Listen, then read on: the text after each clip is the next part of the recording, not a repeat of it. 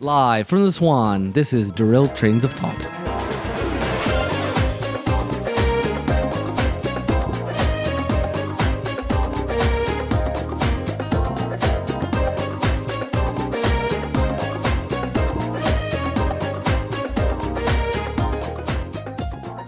All right, Tim, so I think we're underground? Well, it's weird, though, because that window looks like it's daylight outside. I know, but do you see the tunnel over here? Yeah. And why is all the records why just records? Well, from the 1970s. I don't mean, know. if it's vinyl, that's one thing. Wait, you hear that? It sounds like something beeping. That doesn't sound good. Oh, well, I think there's someone in the room over there. Oh. I think you just hit some buttons. And Okay, let's stay quiet here. Yeah, hopefully we're in kind of a side room here in this place. We should be relatively safe down here, don't you think? I don't see anything wrong. I mean, the only thing that slightly creeps me out about this place is when we walk through that tunnel, my feelings kind of hurt. Yeah, there's closet over here. I thought I heard someone in there too. In the closet? Yeah. Okay, let's just maybe just focus on our podcast, Okay, and okay, hopefully nothing too out of the ordinary will happen here. Okay, that's good. All right, well, hi, I'm Nick, Oh, hello, I'm Tim. and we're your podcast host today. We're glad to have you here, Yes, wherever we are. wherever we are. So, You said the Swan, right? yes, I saw it there was a sign. Oh, a sign. Okay, I don't know what that means. I don't see any swans anywhere. So. No, it doesn't seem remotely zooish. Probably someone just with some high-fluting ideas of themselves. Yeah, it probably- named this place. Probably true. All right, Tim, well, should we go and get started? Oh, what are we gonna do? Story School.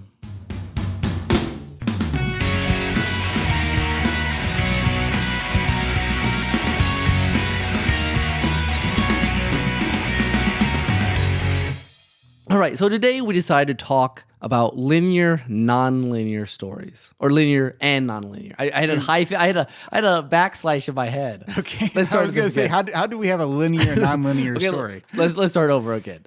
So we're going to start about linear stories and non-linear. The differences, the benefits, why you would use them. Are they of the devil? This should be a straightforward discussion. Yes. Dun. Or is it? Did you just say that? Okay. So let's start with the obvious. Let's just start with a couple definitions. Linear stories. They go in a straight line. Much like time. Yes. Beginning, middle, end. Mm-hmm. Now, most stories are like this. Because most human life is like this. We get born, and then we live, and then we die. I mean, most of us are not Benjamin Button, who still was born, lived, and died. And so his life is linear as well. It's linear pretending not to be linear? Yes, we'll get to that later. Okay. But obviously, linear, there's not a lot to talk about because you got middle. It just imitates life. It imitates how we live every day. Uh-huh. But I think we have to realize that there is a lot of power to that because we have progressive revelations of our life. We learn things. You know, that's what a lot of novels are, just the progression of who I was to who I'm becoming, or not knowing everything to knowing this thing. Yeah, and in stories especially that are about, say, a character's life, that are kind of a long picture journey, like this linear format is imperative. I mean, it is everything. It is the story, and you have this long sense of accomplishment if you go through this life's journey with a character in that sort of story. And I think what's important about linear is that it builds on itself. You know, every moment adds up to the previous moment. And we need to know that thing because that'll help us understand why would you not do that? Yeah. Because gut reaction is you start at the beginning and then you move towards the end. I mean, mystery novels do that, other things do that. But I think it is you can't say that only modern people do the nonlinear. I think we do it a lot more. Mm-hmm. But you even have evidence like in the Odyssey. Are there flashbacks in the Odyssey? Most of it's him telling the story of what happened to him. Okay, that's so true. it's flashback-ish. You've got the idea of a storyteller recounting. Yeah. Yeah. Or even the Bible. Sometimes the events won't actually be in chronological order. They'll be juxtaposed for purposes. Okay, that's an interesting point. I mean, this partly, all the stories are kind of, you've got your section of history here, then your section of prophecy here, but this section of prophecy related to this section of history.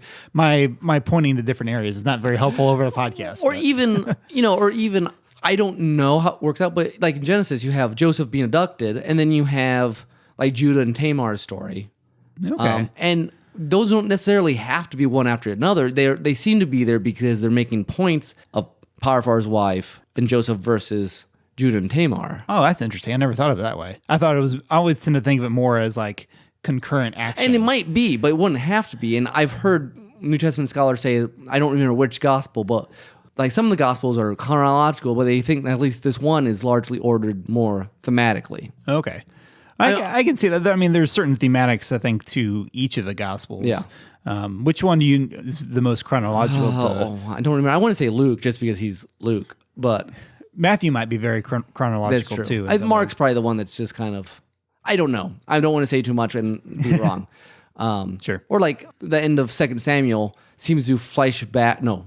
Yeah, 2 Samuel seems to talk about some stuff that happened earlier in King David's reign. Like when you talk about the mighty man and stuff. Yeah, okay. Yeah, that's a good point. So again, that's ancient literature, but we've never been completely beholden, even old literature, to strictly linear. Obviously, linear makes most sense most times, but we're already discovering there's times to not do it. Mm-hmm. I do think it's interesting, before we move away from linear structure, that even when you have a nonlinear story, what is your natural instinct? Where does this fit in the linear timeline? Yeah, we always want to order it that way. Yeah, in some ways. Even a certain TV show that we like a lot, and actually we've been much better at not mentioning as much lately. Yes. Because it's just gotten kind of lost in the background. Yeah. But Lost, there's this thing that some people like to do. I think someone has actually edited the entire show in chronological order, bizarre. Which is weird. So let's transition then to nonlinear. Okay. Of the different nonlinear is that the events that you see are not in the order they happened, which is basically every episode of Lost. But other shows, I mean, you have... Once Upon a Time. Anything with flashbacks. Flashbacks is probably the most common nonlinear device. Yes. There are other ones, but the flashback, and sometimes it'll be simple. It's like, sometimes shows will start with an event in like 24 hours later or earlier. Oh, yeah. And all they really did was take the end and moved it to the beginning to create suspense. Yeah, an exciting thing. This exciting thing is going to happen. What were the events that led to that? But what's interesting about nonlinear stories, I think when done well, again, you get some crazy nonlinear stories like Cloud Atlas, which is complicated to watch because there's like 6 plot lines that just kind of shuffle together. And there is an order to it, but it's harder to, it's not like flashback. It's like 6 stories. and try to sort them all out at the same time. Yeah, which is really clever. I mean, probably the best reason to watch it is just to see what are they doing here. Or a lot of movies by Christopher Nolan. Yes, exactly. Memento is one of the most... Memento. Except, well, I think you mentioned this at one point, that in one of the commentaries somewhere, he said it's actually a very linear story, although it's when you first watch it, you think it's completely nonlinear because it seems to have one thing comes before another thing, but there's in a cut with this other scene with the guy. So it looks like it's sort of all over the place, though the progression is actually very linear. It's just backwards. Well, and that's interesting I think for nonlinear work. Just like linear stories have progression, you're learning stuff. Nonlinear runs the same way. That you're still progressing in knowledge. Normally, like with the flashback is a way of getting you knowledge. As opposed to just a guy saying, hey, here's what happened to me. Well, and the flashback works really well in cinematic language anyway, whether it's an actual movie or whether it's a TV show, because visual storytelling is a lot of correlation to things. I don't know if I've talked in here, and I don't want to go too far into it, but Hitchcock had that famous example, or he liked to teach, where you can use the same set of pictures, say an older man looking at something and then another shot of an older man smiling.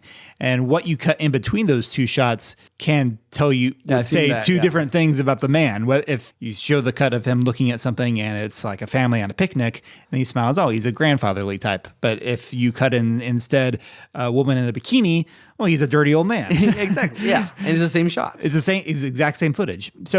And that's very similar to how flashback works in a sense. You see a character doing one thing, then you have a flashback scene that kind of explains something that happened in his past, or that gives definition to the present scene where he's at now. You're still progressing in your understanding, but you're almost getting emotional or you're getting information as opposed to just events in some ways. I mean, hopefully, the flashback, then when you come back from it, you understand more about the person, and it's not just bad flashbacks. It's like, we give you a flashback so you can see something they did.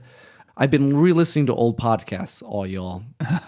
And our first, we were talking about the event. Oh yeah, remember the event? The event, guys. It was not an event. If you have no idea what it was, well, you're not alone. But Sidetrack number 1, I think. You can go listen to us talk about it. yeah, among other places. It was a very short-lived TV show. But we were complaining about the flashbacks. They were like showing us stuff, but it didn't even matter to what was happening actually. Really? And at least one, we're like, yeah, that flashback just kind of happened. Uh-huh. And that happened. So, people like, well, flashbacks are cool now, especially back then. Yeah. Of course, the other problem with flashbacks, and you can stop me if this is too much of a tangent, is if you become too dependent on them. And this is where Once Upon a Time has problems. Weekly sometimes. Hijack. Yeah, you can hear us complain about this on Weekly Hijack. But sometimes you get like, how many secrets and backstories can you add into these characters that like, oh, we didn't know about this event. And sometimes they're able to, even if you've seen these characters for a long time, sometimes they're still able to pull out something really interesting. But then other times it's like, you guys just really wanted to fill in time with a flashback to this. So when I was thinking about this topic, I came up with, I think, a question that you can ask if you decide you want to make a nonlinear story. Okay. I think if when you put it in order, you lose something, it should be a nonlinear story. Ooh, interesting. Because I think it's kind of cool to put Lost in linear order, but I think you lose something putting into a linear order. In linear order. That the episodes themselves you lose something from the episode by putting it in the order that time happened. Well, you'd certainly lose something thematically because, and I think, that's what I'm meaning. Yeah, like a certain episode often has a specific theme of what's going on, and if you like, say Charlie's, well, actually a lot of Charlie episodes, but let's go with greatest hits, where it's like he writes out a list of 5 greatest things. If you were just to see them splashed, littered throughout his life, we wouldn't have the kind of meaning that him writing out that his greatest hits list right before he dies. You kind of lose that impact. So I think if you're just trying to be clever nonlinear, I'm just not going to tell in order. I think the real test then is the story have more meaning, more theme, more something by not telling it in order? And if not, you're just being clever or ridiculous, And I think maybe a linear story should lose something by mixing it up. Yeah. Because you should choose what you're trying to highlight should either be strengthened by, hey, we're going to just go A to B to C, or it should be strengthened by I'm going to go A to F to B to Z. I do wonder, though, the people who have put Lost in a linear order, I do wonder then if it's maybe not losing something is the wrong way to look at it. Maybe it's just a completely different experience. Well, I could see that. Because I've read some forum posts about people talking about what this experience felt like. And in a sense, you've got because you're going to have to start time-wise of the world. So that means you probably start with Richard Albert coming to the island and then seeing these strange people repeatedly appear throughout time period. So right away, okay, these people are important for some reason. Then you go see their lives about what led them to that. It'd be interesting. Just different It'd experience. be interesting to do have anyone watched that has not seen seen Lost? I believe there were some commenters who had. Yeah. Okay. I could be converted that maybe it just becomes a different thing. And I guess what I mean by loss is you lost your vision. No pun intended. You lost your vision of what it was supposed to, Yeah. It's become, it's a different beast then. It's not something the creators intended, obviously, but it's nice. It's unique, yeah. But I do think, especially in the case of Lost, you'd lose so much of the character impact in the modern day stuff. Yeah, I think the island stuff would be boring. It would suffer in some ways. In some, a lot of it would seem a lot more mundane in some ways. It's just about the castaways living out on the island, because there's a stretch of time when the castaways are not necessarily involved in life or death stakes. I've written nonlinear a few times. Probably my most nonlinear is The House of the Living, which is a story in the Destroyer world, Nathan's book Destroyer. Okay. Mm-hmm. And it's very purposely kind of scattered. There's obviously this thread of things, but there's he's constantly having these random thoughts or digressions or whatever. And it's very much part of because the story's about time and remembering and trying to escape and stuff like that. The main thing I remember from that story is the end was kind of messed up. Well, yes, yeah. I think Nonlinear plays really well to mysteries and stuff sometimes, where you want to keep something hidden. Again, Lost use that a lot. You want to keep something hidden and reveal at the right time with double the impact. That's true. I guess you said earlier that mysteries in some ways are very linear, and detective often has a cause effect, but you often have flashbacks within your mystery to kind of show. That's true. Or at worst, you have I'll tell you how I really did it, and basically you just talk it out. Talk it out, yeah. Yeah, which is that non-linear if you just talk out what you did? Not really. I guess not.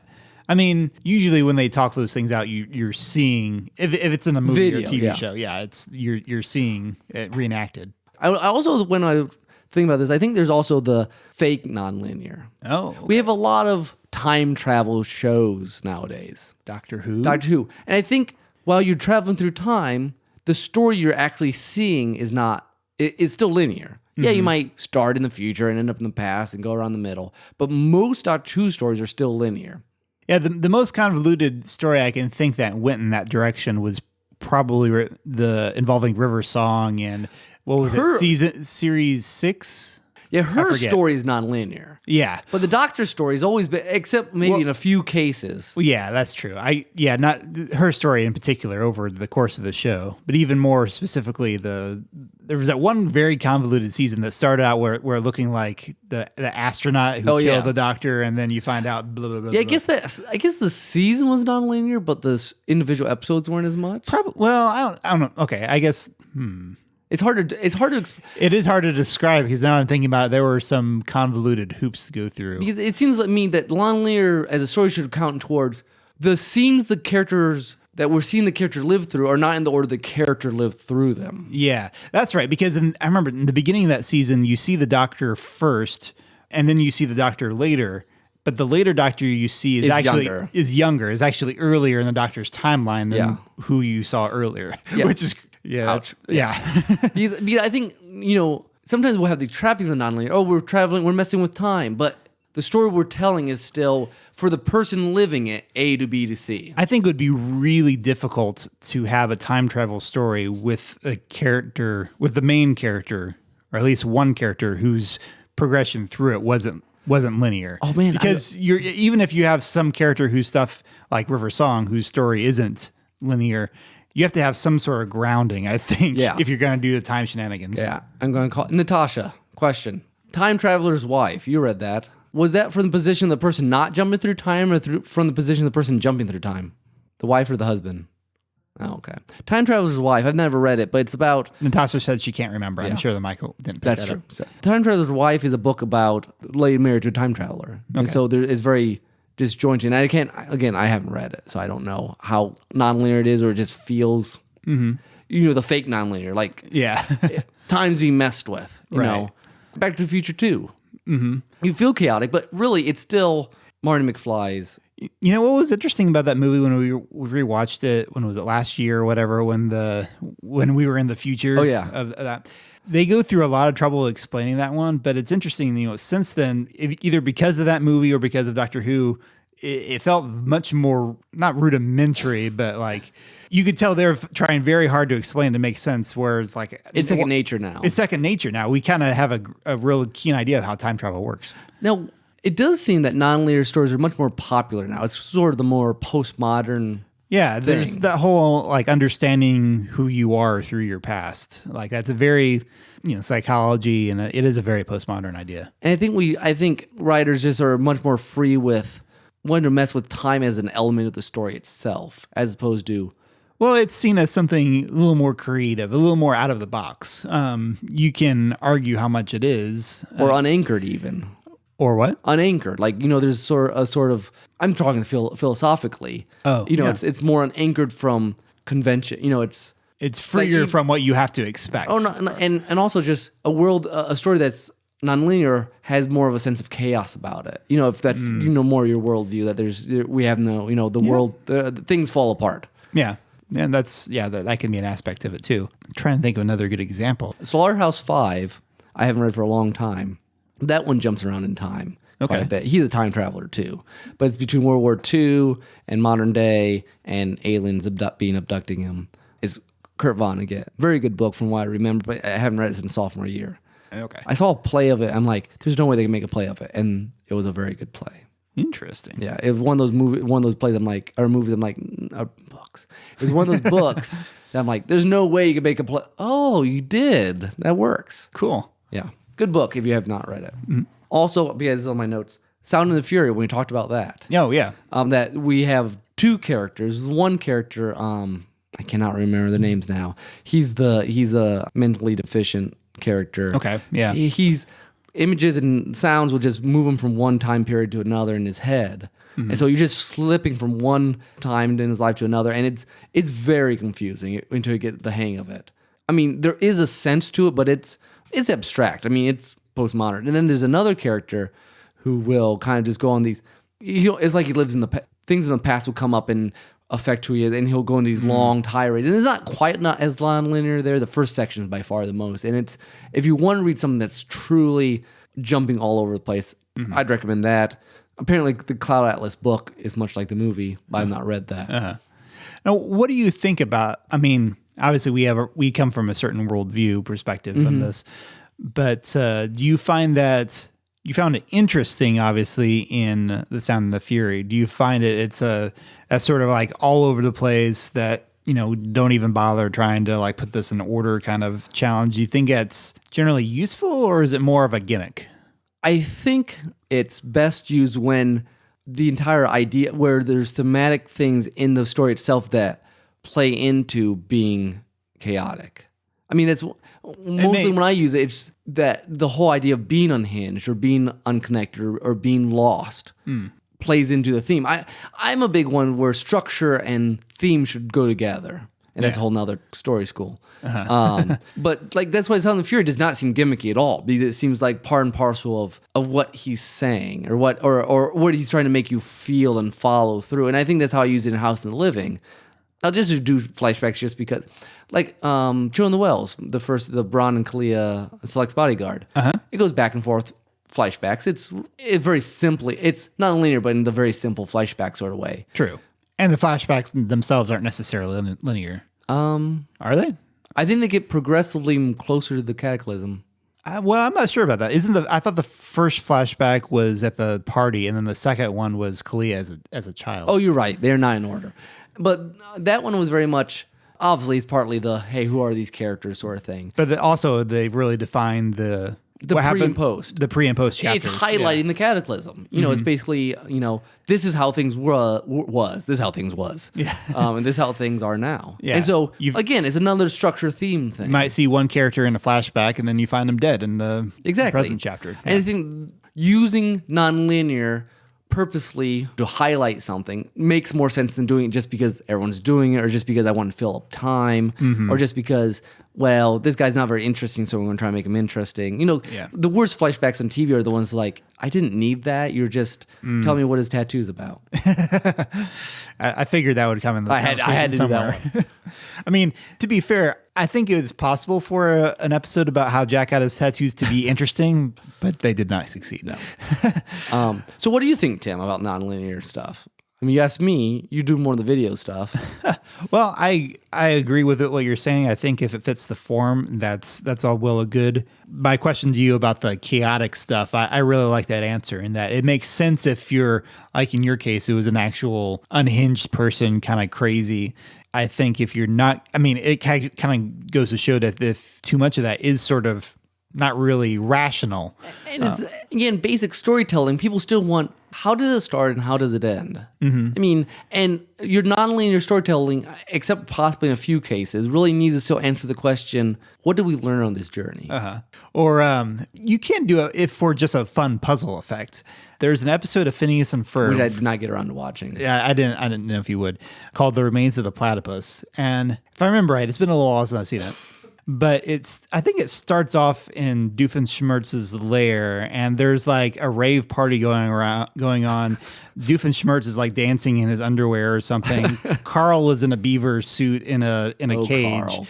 And then Linda, Phineas and Ferb's mom, comes in and is like, I don't know what's happening, but here, you drop this, and she drops off Perry's hat. Yeah, and then they go like 12 hours earlier, and then they go back and forth in time throughout the whole episode, but that's the setup, trying to figure out how all this happened. Well, and it works great for comedy. Yeah. Because it's like there's just something different about not doing things in order, and you've got to use it somehow if you're going to do it. Yeah. And so that's just an example of having fun with that sort that's of true. that sort of avenue or that sort of approach. You've seen Pulp Fiction. Yes. I suppose we should mention Tarantino because he's famous for this.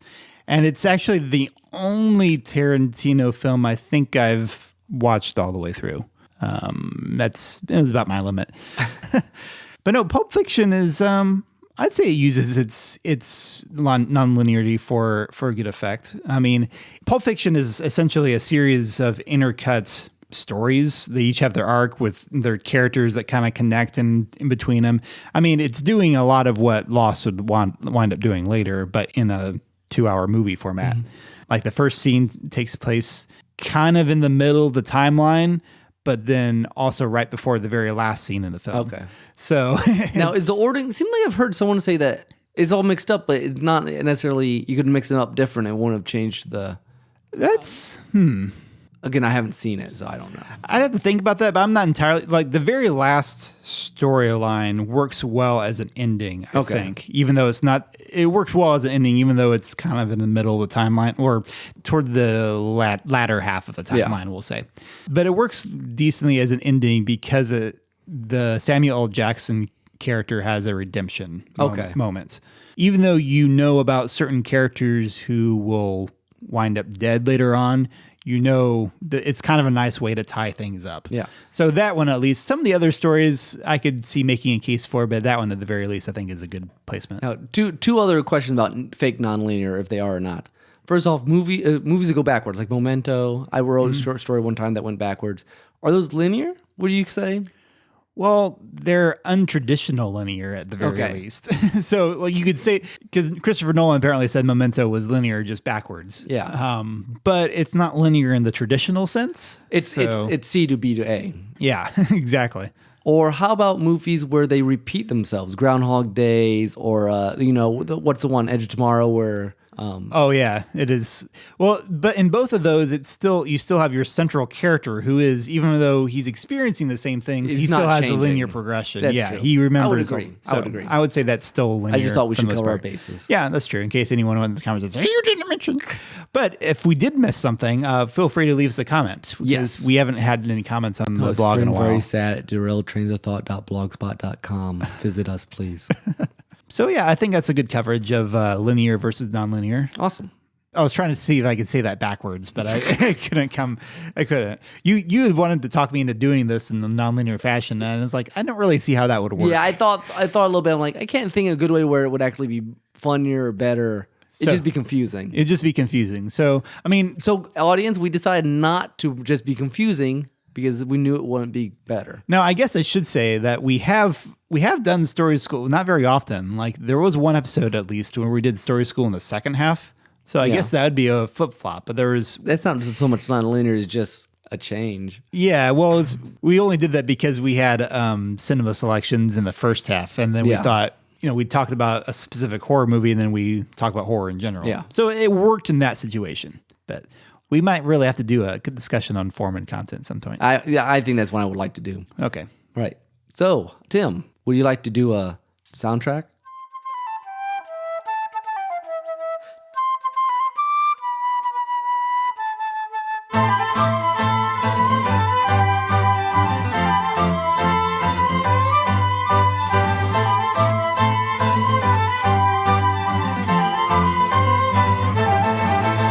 I would be glad to do a soundtrack. Go get a drink of water. Be sure you wash out those glasses in that sink over there. So I found this on vinyl. Okay, not really. I brought this along with me because it pertains in some ways more to our second half than the first. So it's out of order? I guess so. We did it. We've got our nonlinearity in here. Awesome. So this is a cover. It's not from OC Remix. This is from YouTube. A cover of Valse de Fantastica, which is a song from Final Fantasy 15, which might be a hint. In the original game, this is kind of a classical sounding song, but YouTuber Alvariu, if I'm saying that right, he did a folk cover of it, which I think is kind of fun because Final Fantasy 15 is kind of a modern fantasy as opposed to a more traditional fantasy. But this version of the song sounds like it would be in a more medieval kind of setting. Nice. So hope you enjoy.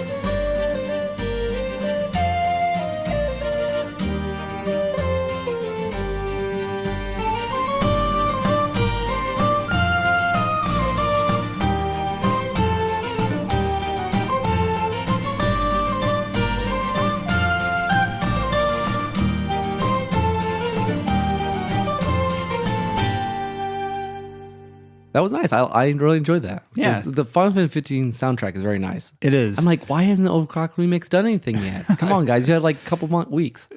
Months, actually. Yeah. It came out end of November. Oh yeah. Yeah. So they really need to get on. Well, there's probably something in the queue, but they're always way behind on that stuff. Oh, yeah, that's entirely possible. So, anyways, we'll go next to our take on Tales.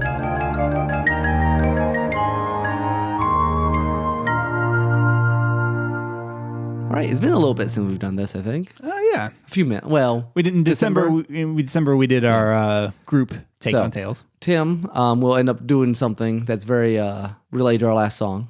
I was trying to think, what do I want to talk about? The things I thought I'd talk about Pilgrim's Progress. I thought you might. Because, well, first off, it's very linear. That it is. You start in the town and you go to the celestial city. No, but I think it was interesting one to talk about because, for many years, it was basically the second most popular book ever. Yeah. It was the Bible and then it was Pilgrim's Progress. Yeah. And so it was one of those books I'm always like, I should read that someday. And so I read the first original one. There's also part 2, which I have not read yet, which about Christina. I think they actually call it Christiana. Oh, that's probably right. Yes, I haven't read it yet. Yes, Christiana, you are correct. Anyways, if you don't know, because it's not as popular now as it once was, Pilgrim's Progress is by, I always want to say Paul Bunyan, John Bunyan. And it's an allegory of the Christian life from basically becoming Christian and moving towards heaven. Mm-hmm. And the allegory is hard to get used to. It's very allegorical. Yes. I read this a long time ago, I think in like elementary school, like an abridged version. Yeah. But yes, I'm familiar. I started it, I'm like, I'm not doing well with the, I'm like, okay, whatever, this and that. And the Slaw despond. Yeah, you get stuck there. And then, the narrow gate. Yeah, that's the narrow gate Jesus wants you to walk through. I'm kind of like, whatever. And it didn't help that the notes with it, like explaining things, were just kind of unhelpful and dumb.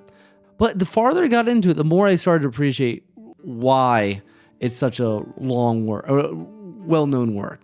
Mm-hmm. It is, first off, very unwavering in its what it's doing. I mean, it is what it is, and it does it very, very well. I mean, yeah, it's a heavy allegory, but it's very convincing just because it's all in. Mm-hmm. And the deeper you get into it, the more you get used to it. It's such a foreign thing to read something that, the character is not really a character. I mean, he doesn't really have Not by hopes or modern dreams. I mean, conventions, he's just a symbol, and everyone is just a symbol. And it's very weird for us who are like, no, but what does he actually feel like? And what does he, like he'll say, I remember this. You're like, no, you don't. We never saw that. They didn't have flashbacks? I know, exactly. And then sometimes, like early on, I'm like, but where does this fit? This makes sense. Like, seems like he's just going from thing to thing, and not, like, okay, so this was the Pilgrim Christian life, but why is this here and not later on? So, in some ways, I put too much on other things. I wasn't used to it. But the deeper I got in, there's for a Christian, a lot of truth in this book, and a lot of things that are maybe we don't think about often enough. You're like, oh yeah, that and. That's really right, and then some of the allegory worked particularly well. I mean, there's the one that one of the ones I remember most was he's captured by the giant Despair, by a giant named Despair or whatever, and he's just stuck. And the giant keeps talking about how he's going to kill him the next day, and how they're just despairing of life. And then they remembered, oh wait, they have a key called Promise, and they use it to get out. And it's a very dark section, and you feel. And I think the note said that John Bunyan had some depression and stuff, and just this idea of being locked in a dungeon by a giant, you feel like he just comes out and tells you how you're going to just die and you're not worth anything, and then he constantly beats on you and then kind of have this, but wait, I have these promises from God, and it unlocks all the doors. They get out. I don't know, it worked really well for me, maybe just where the sort of understandings I have of things. So certainly I'm not sure how much a non-Christian would get out of it. I mean, it was certainly artistically there's something to be said for his. He does settings fairly well from what I remember. Yeah, I mean, you got the Vanity Fair. That's famous enough that it got a whole book named after it later by Thackeray. And a magazine too, if I remember right. Yeah, I don't know why though, because that's a horrible thing. Vanity Fair is not a good thing. Yeah. Why would you name a magazine after that? I don't understand that mindset.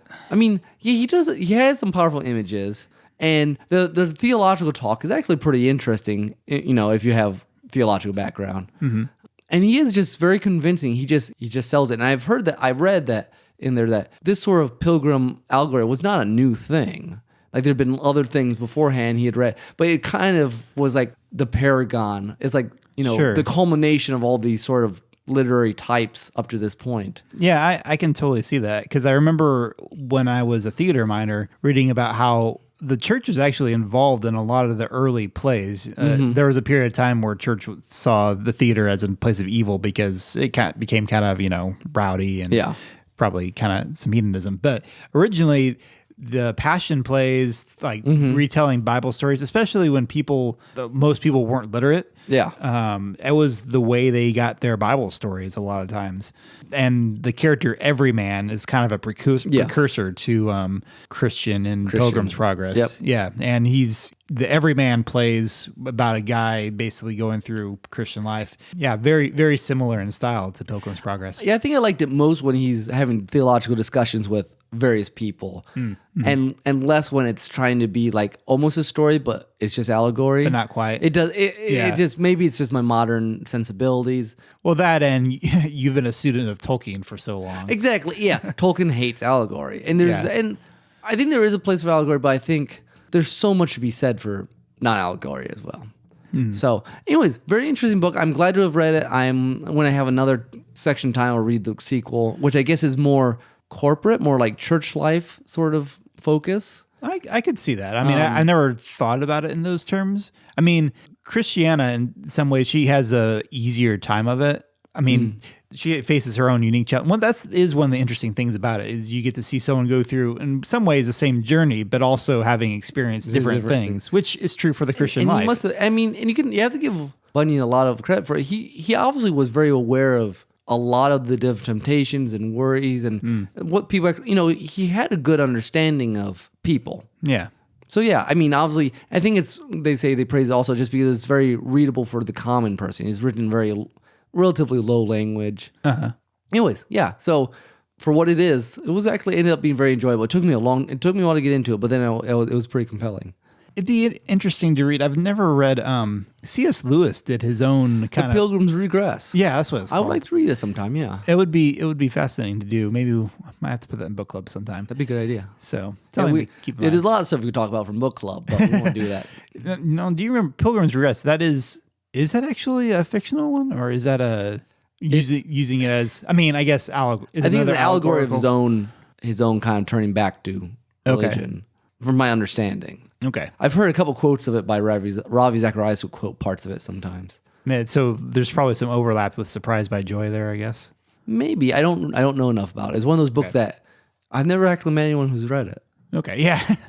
Now I think about it, I'm not sure I have Dr. Jordan either. probably has. Yeah, Dr. Jordan, that would make sense. Okay. Okay, that's my take on Tales, and I know you have one you're very excited about. How could you tell? His is not linear. Well, yours is both. Yeah, it is a bit of both. I'd say linear for the most part, but yes, I'm going to talk about Final Fantasy 15. So this is a complete different. Now, do we have matter. to put a spoiler alert here, or are you going to keep it vague? I will. I don't think we'll need a. I don't think I'll go. Well, Minor spoilers. Maybe very minor spoilers. So if you're really picky about that sort of thing, but I won't go into too much detail. I don't think. Probably since this is a storytelling podcast, just focus on the story first. So Final Fantasy 15 story focuses on Prince Noctis, who is his kingdom has been in battle with Niflheim Empire for a long time. And for some reason, this empire has requested that he get married to Lady Lunafreya, who is an oracle that was for one of the countries that they had previously conquered. Anyway, as part of their peace agreement, so he's off on a road trip basically to do that. However, in the process, or fairly early on in the journey, he finds out that his capital city was taken. It was all kind of a ruse. The Empire comes in, and it's just kind of bad all around. Also, Kingsglaive. Yes. Well, you're getting ahead of yourself here. Nonlinear. So that's the thumbprint of the picture. But yes, one of the unique things about Final Fantasy 15 is that it had media tie-ins to the game before the game came out, which I was a fan of. Like in particular, there are two main things: the Brotherhood anime, which I think is phenomenal.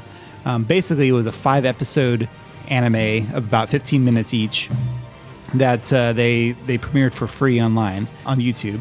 I thought this was brilliant marketing, actually, because it gives you a chance to get to know the main characters, because Noctis is on this road trip with his 3 bodyguards, best friends. And so you get not only you get to know them on their trip, but you get... They're quite entertaining. It is quite entertaining, and you get flashbacks, and you get to know... This is where they put their flashbacks, because it feel a little weird in a video game. Mm-hmm. So this is where you get some more about the background of each of the characters, which is really cool. And yeah, being able to fall in love with the game and being able to fall in love with the characters before you even play the game, I think is just brilliant marketing. Kingsglaive, I might come back to Kingsglaive. I think Kingsglaive is a little trickier sell. That one is focused on what happens in the capital while Noctis is gone. Which I watched with you, which was quite enjoyable. Yes, it is quite enjoyable. The challenge some people have, the one thing people have said about this, though, is that it can almost feel to some like a cash grab. Like you're having all these merchant tie-ins, which, okay, first off, the anime is free, so it's not really that. But there's a legitimate argument to be said that the story should be complete within the game itself. You shouldn't feel like you need extra... Now, do you think the story is a complete game? I mean, the game is a complete story? See, it's tricky from my standpoint to say, because I saw Brotherhood first. So I think arguably yes, but I have heard some people make the case that they kind of do just kind of throw you in with some of the characters and sort of expect you. I mean, there really is a lot of backstory. Not that it's vital to understanding the characters. For instance, this is a bit of a spoiler, but you find out early on in the anime. Prompto was an overweight as a child, the blonde kid, who's kind of the comic relief.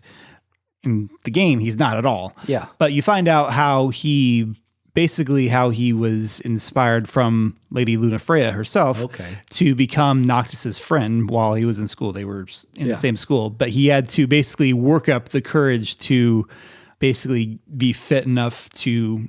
and have the self-confidence to even approach him and become a friend with him. Do you think they would even put that in the game though? I mean, it seemed like something that maybe the creators knew, but they wouldn't even have put in, or maybe even just mentioned in some dialogue. Yeah, exactly. I don't know that in the context of the main story of the game, if you would even have a good opportunity to do it. But knowing that really there are a lot of callbacks to that even in the game, where like if you want to go hang out at some restaurant and one of the other characters will say, yeah, you'll just get fat if you do that. And Prompto will be like, yeah, I know. And, just the little nods to it, which is nice. Adds layers, but you wouldn't need it. You wouldn't need it. One of the interesting things about this game, though, is that it really is kind of a case of there's a lot of interesting experimentations with how you tell a story in video game medium. It's something that game developers are still sort of exploring with, because the problem is sometimes either a game is so linear and that forces you to kind of go down this one path, and you have lots of cutscenes, and there's not much player interaction with the story. That's why here's Xenosaga like. Yeah, that's kind of the famous one. On the other hand, then you have your games that are completely open world, completely up to other stuff, and there might be a storyline, but it's usually a lot of players say like, yeah, but I got too distracted doing this other stuff, which to me says it's not a very strong storyline. Yeah. So it's a very hard balance, and Final Fantasy 15 gets around this in a way by your road trip thing. You do have open control of where you go, and if you want to complain about the story, arguably the first half of the game is so open-ended that it's almost a little plot holy in that, like, well, wait, my father, the king, is reportedly just died, and then the country is in the hands of the enemy. Shouldn't I be more concerned and not be doing all these side quest stuff? Exactly, yeah.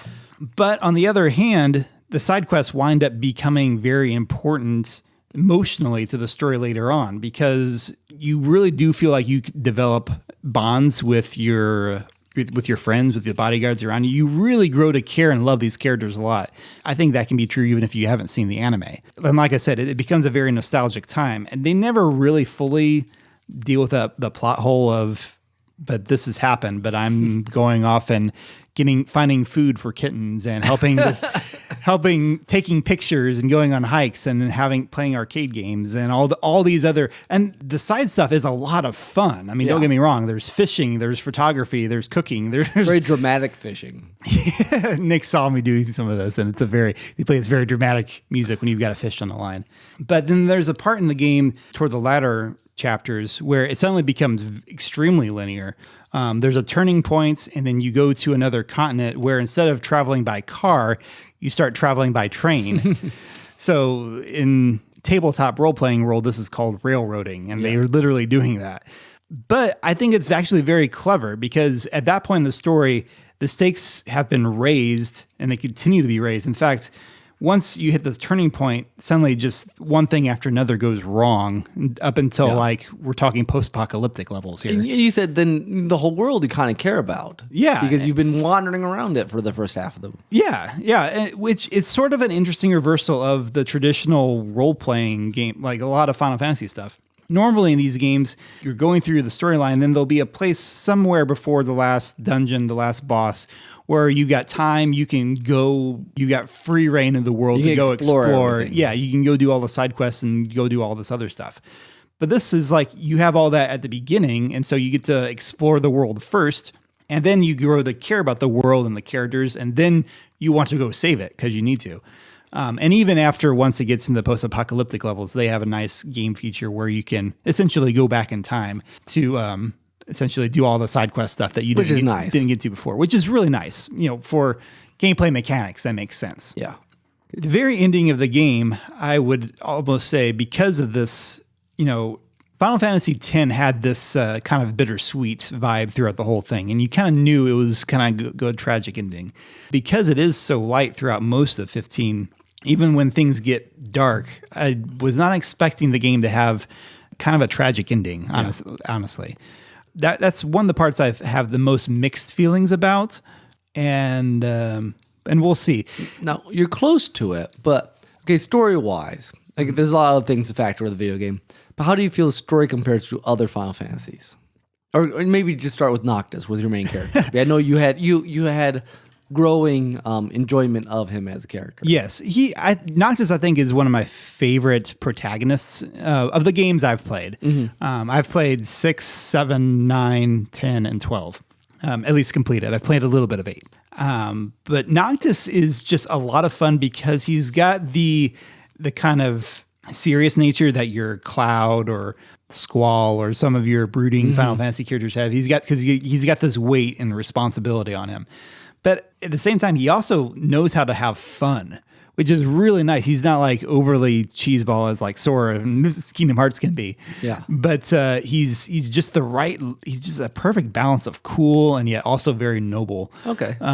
So he's a convincing character. It sounds like all four of the main characters are convincing. I would argue so. I think you get a good feel for how each one of them is. From the little I saw, it seemed like they're a lot more nuanced than sometimes we almost, old Final Fantasy, you almost got like archetypes that they filled out nicely and they were fun, but it seemed like these guys are a little more like real people. It's funny. I complained in about 12 that I felt like I was dealing more with side quests and stuff than getting emotionally invested in the story. And you could arguably say, like, why wasn't that the case here? Well, I think it is because you grow to the characters all feel a lot more real than the 12 ones. There are some characters I liked in 12, don't get me wrong.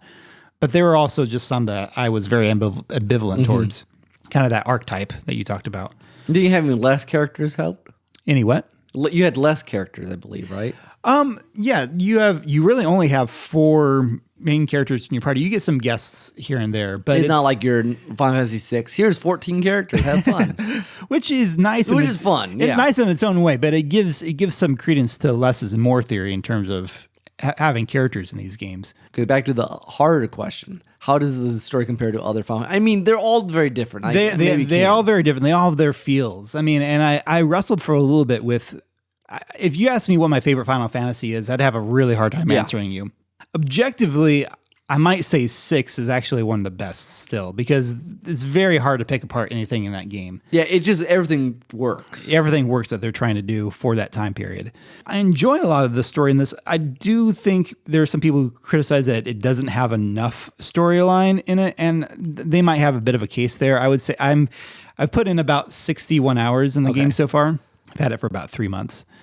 And I would guess, say 20 hours of that is story, which is kind of short for a story. It is kind of, for a Final Fantasy, that is a little short. Yeah. It's basically modern ones. Yeah. Now, I know they're planning to do we live in this age of downloadable content now. I know some of what they have planned. In fact, there's one coming out in the end of this month that's a new storyline where you actually get to play as one of your bodyguards. Okay. Because there is a one point in the story where he actually leaves for a brief period, and this is going to be the story of what happened when he went off to do his own thing for a little while, which I think that'll be cool. And I think they plan to add more story missions with downloadable content like that. Mm-hmm. But I would say that might be one weakness of the game. The story is good, but you do have to do some digging whether through Kingsglaive and through other means just to find out. There were some things about, even after I finished the main storyline, kind of the political situation that I was still kind of confused by. One thing that's kind of fun talking about that being a multimedia platform, one thing they did in Japan is they actually did an audio drama. Really? Yeah, with the characters before they left on the trip. It wasn't redone by the English voice actors, but they did release a translation of the script. So, and that's available on their website, it's pretty fun because it actually includes, it's like I said, it's about the characters before they leave, but it includes some characters from Kingsglaive that don't appear in the game itself. So that's pretty cool. Speaking of Kingsglaive, I don't know if you remember that I said in that prologue, it kind of sets up. That could have been actually in the game, and it would have been very useful. Okay. Because you get bits and pieces, and this is where they borrow some of a modern convention, sort of like what Greg has told me with Dark Souls, where there's a lot of information about the lore of the world that you can get from listening to a news report on the radio, or there's books on the cosmology. But it's never downloaded. It's basically absorbed. And it can be very easy to miss some stuff and like, why am I going to see this deity again? What? And it seems like at least the setup early on is very, very personally focused. Yeah, like instead of the big empire thing, at least early on. I don't know. It sounds like later on it must get empire focused. But yeah, more so toward the end. I mean, and like I said, it's a bit of a flaw that I saw it coming. It could be a problem even before the game came out. That I'm running around my friends, but I also we're in a war, right? And this empire is kind of around, but they seem like more of a nuisance than anything. Yeah. So yeah, like the biggest problem the empire has for most of the game is they just randomly drop random encounters on you occasionally. Nice. But yeah, it builds. So I'm going along with this. So I'll just say, despite some of the flaws, one of the most fun things about this for me was that it was a brand new thing. This was the first time I played a Final Fantasy that no one else had told me, hey, you got to try this out, or they had this prior experience. In some ways, this was my Final Fantasy. Nice. And so that was really fun to experience. Awesome.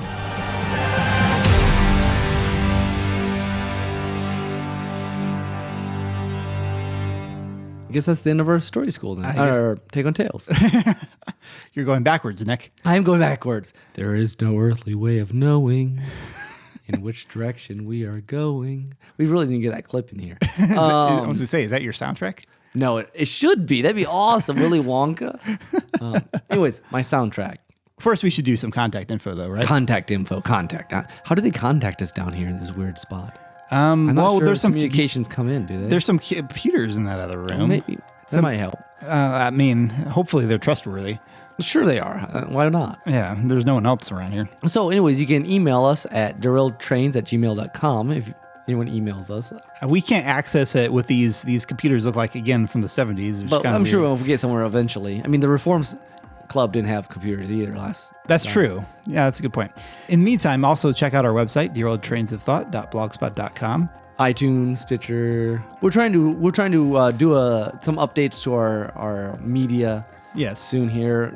Though some of that might be delayed a little bit. I will be in Brazil soon. That's right. Probably by the time right after this comes out, probably. Right after this comes out, yeah. This, hopefully, if all goes according to plan, this will be out a little earlier than we've been kind of barely making our month deadlines. The 30th. But no, it should come out a little earlier this month. And then we'll always take, new suggestions for things. We've episode 275, lots of topics we've covered and a lot more we have a good list, but we're always taking new ideas. Exactly. So have fun in Brazil, Nick. Yes, it should be entertaining. I'll taking all the kids. We'll do our take on malaria. No, I think you should take a picture of all of you in like jungle garb. That'd be awesome. We should do that. Have you ever seen the picture of Natasha with the anaconda on her neck? I don't. Maybe. Yep, we have one of those. Nice. You have an anaconda? Yes. No. Not any longer. Just a picture. Okay. Anyways. Okay. So my soundtrack, I wanted to pick something from a very linear game. I did a search. I've never played this game. It's Tom Clancy's Splinter Cell Chaos Theory. They said the first one's actually more linear, but this one's still pretty linear. Speaking of games that kind of point you in a straight line. Yeah, exactly. That you kind of had to go point A to B. Not a lot of open world sort of stuff. This is remixed by Reg. It's called Friendly Shadows, and it's kind of experimental because I like to do that to you guys. Ooh. So enjoy. And meanwhile, that beeping's going off again. Man, already? No, it's not. It hasn't been long enough, probably. No, probably hasn't not. Anyways, I hear some people coming in the door. They seem angry. They're always angry. Yeah, I don't know. For some reason. I don't know. But we better vamoose. Yep, get out of here. Get lost. Get like a tree and leave. Yep, exactly. So, well, what is it you always say? Make a tree and get out of here. Yeah. Okay. Yeah, that's right. Yes, exactly. So, anyways, adios, everyone. Goodbye. Until next time. This is Tim. This is Nick. Bye.